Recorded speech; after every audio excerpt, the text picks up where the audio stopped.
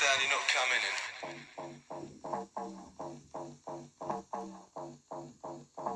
Your name's not down, you're not coming in.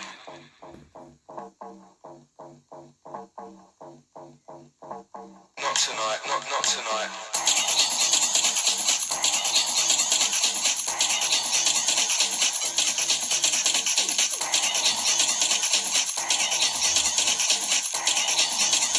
Your name's not down, you're not coming in.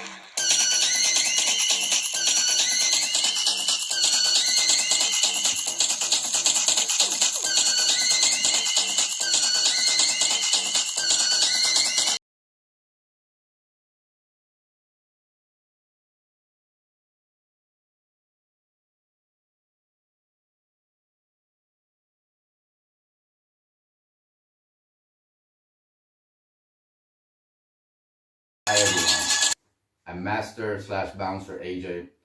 Today we're going to talk about how and why I became a bouncer. As you guys may see, or have noticed already, I'm wearing this, which looks like a checkmark point. It sort of is, but it stands for a V, for veilig. In Dutch, veilig means safe, but the F that you guys hear, the veilig, the F is actually spelled as a V. It's not an actual F, so this is actually a V. Nationwide, all security guards, bouncers, everyone who works any kind of security, private security, they need to wear this so the public can see. If the company has a logo or something like that, you have to wear the company logo here on the other side, but you still have to wear this. So that said, this is the Dutch national symbol. All the security guards have that. This is my Mexican VIP security bodyguard and head instructor ID and badge to go with it. Okay, so let's get started. How it started was actually with my grandmaster, my Taekwondo master. Grandmaster Jin Ki Lim from JK Taekwondo. That's my master. In case you want to look him up, he's a world champion Taekwondo grandmaster. Has 2 or 3 dojans in Los Angeles. Anyhow, I took the instructor course with him. I was teaching for him, and he would a lot of times tell us things that other masters wouldn't. Like for example, he would mention to us and tell us all the stories of how he used to get in fights, street fights in Korea, and how he became a really good street fighter, mixing his martial arts experience with street fights. His brother was a criminal or a gangster. I think he's still locked up. I'm not sure about that, but he was locked up for a long time, and a lot of times some of the fights he got into was because he was defending his brother. So he will basically tell us that there is no other way to learn how to fight but to get in fights. Even on the street, he would just straight up tell us that. And, you know, basically telling us that he had a lot of experience fighting inside and outside competition. And he would tell us that it was okay in Korea back in those days to get in fights and this and that, you know, it's different than in America. It's like, I'm not advising you to do it here, he would tell us, you know.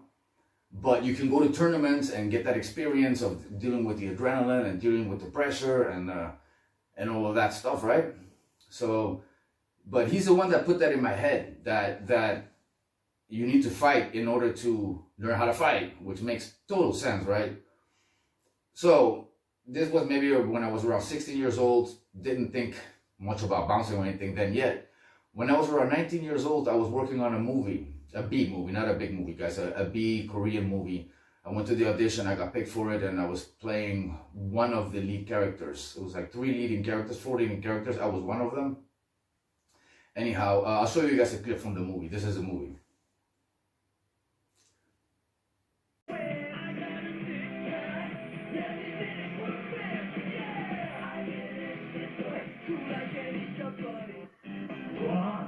think we should race them. What do you think, Sergio? You think the purple sumo is ready for a run? Let's do it.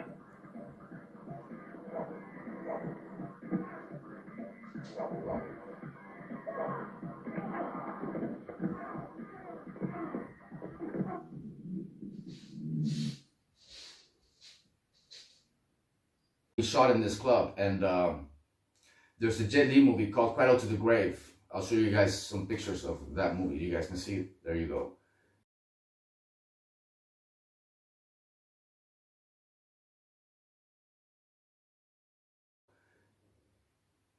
So this is the same. This is the same club. We also shot a lot of the movie inside this club. Anyhow, now I'm getting to the real point. When I was 19 years old, I showed up to the set and I parked my car. It was quite early in the morning. I go to the front door, the same door you guys seen a minute ago. Bouncers. A Hispanic bouncer, tall, stocky, you know, broken nose, few scars here and there, and an African American bouncer next to him. And they were just talking, you know, I was rolling up. It was the first day that we were shooting there. So I roll up and then he mentions to the bouncers, oh, that's the Karate Kid, you know. He's a second degree or what, first degree, third degree? I was like, no, I'm a second degree black belt, I said, right? I'm more confident, you know. Back in those days, I was beating up pretty much everybody in my dojo with sparring. I mean, there was only like maybe one or two guys that could take me. That was Juan and who else was? There was somebody else that was heavy. It was Sean Lampkin. Those were the only two people that I would have a hard time with or that I didn't really want to spar because they were heavyweights and they were fast and flexible. But other than that, anyone my size, pretty much everyone I was beating up in the dojo. I was pretty much the best one sparring there at the time. So I was very confident, you know. I had been in a few street fights in school and whatever. I was very confident in my fighting skills, even against adults. Maybe too confident for my own good, right? So I roll up, I say second degree black belt, and then the bouncer starts laughing, you know, he starts smirking, laughing, looks at him, looks at me, looks at the other bouncer. The other bouncer was eating, he wasn't even paying attention. He kept looking at the street the entire time and at people. He wasn't even really, he heard the conversation, but he wasn't really in it. He didn't really give a fuck. Anyways, so the bouncer looks at me and he says, yeah, this is a Korean club. We get him in here all the time. 5th degree black belts, 10th degree black belts, 3rd degree black belts, 100th degree black belts. And he's just like laughing. Either way, they all go down the same way. When we gotta throw them out, they all leave with our foot up their asses, screaming like Bruce Lee. It was quite a thing for me to hear that coming from someone, you know, it's just straight up saying. And then he straight up went on to say, yeah, and it could be 2 or 3 of them in a group. It happens every weekend. So,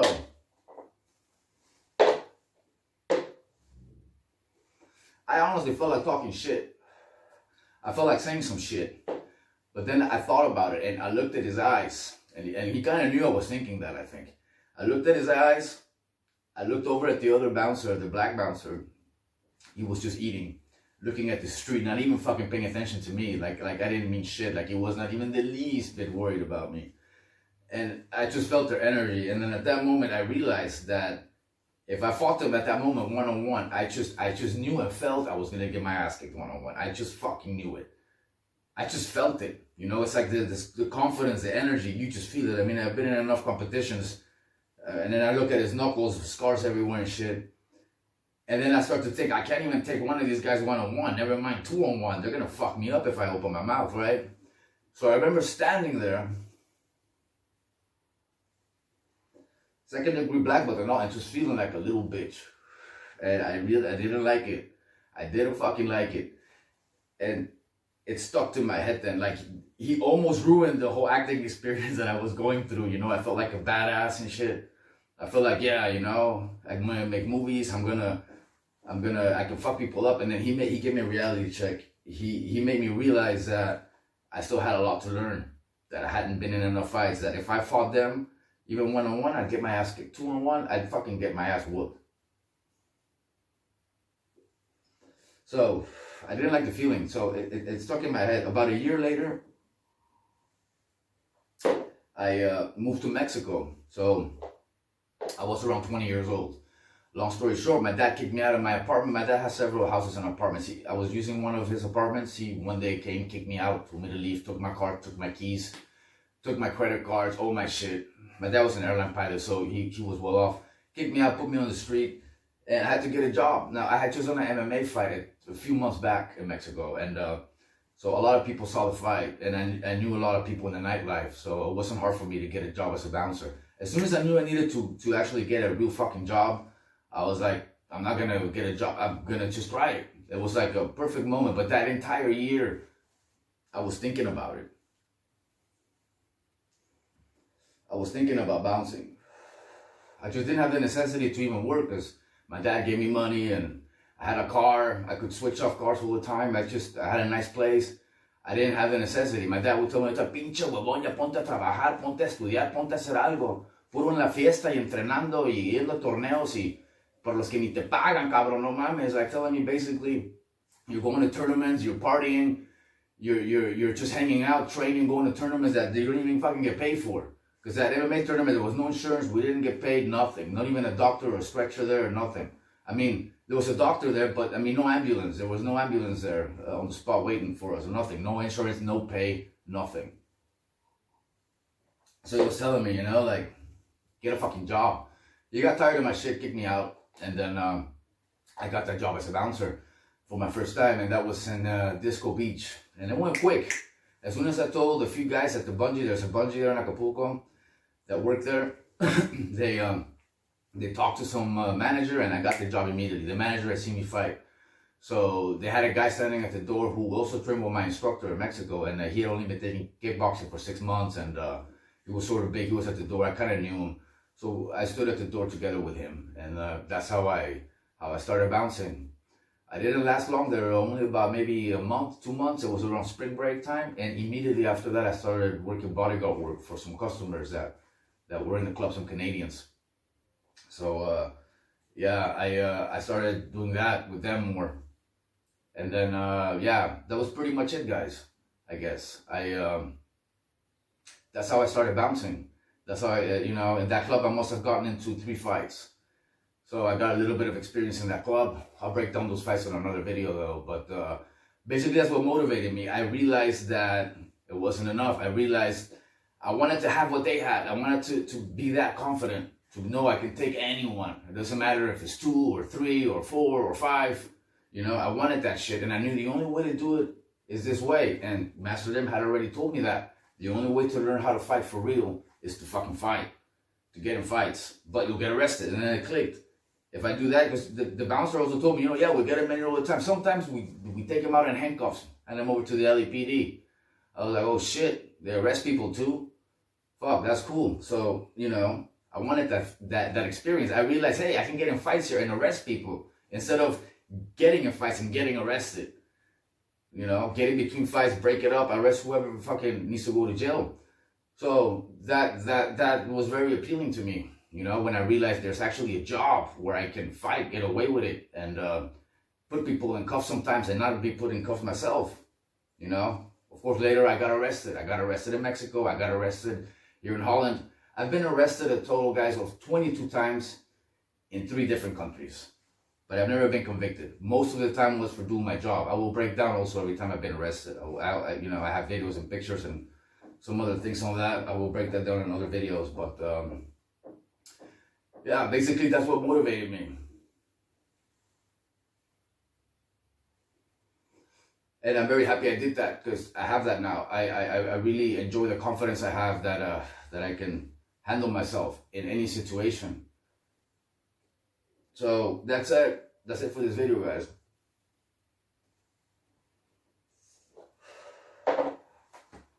Much love to all you guys. Till the next video. Catch you later.